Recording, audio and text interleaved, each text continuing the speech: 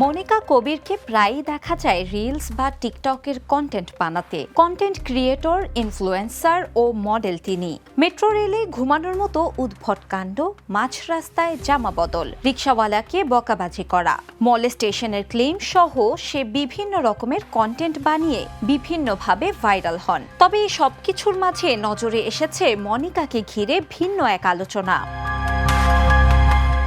কন্টেন্টের নামে অবৈধভাবে বাংলাদেশে অবস্থান এবং উপার্জনের অভিযোগ উঠেছে তার নামে। তার ওয়ার্ক পারমিট নেই, তা সত্ত্বেও সে বাংলাদেশের বড় ব্র্যান্ড আনজারার মডেল হয়ে কাজ করে যাচ্ছেন। এছাড়াও ভাইরাল কন্টেন্ট বানিয়ে তা দিয়েও আয় করছেন। গেল কিছুদিন ধরে মনিকার নাম বেশ চর্চায়। মূল অভিযোগ উঠেছে ভাইরাল হওয়ার জন্য মনিকা এসব কাণ্ড করেন। এতে তিনি ভাইরালও হন, পাশাপাশি মোটা আয়ও হয়ে যায় তার। বিনোদন ডেস্ক, দ্য নিউজ।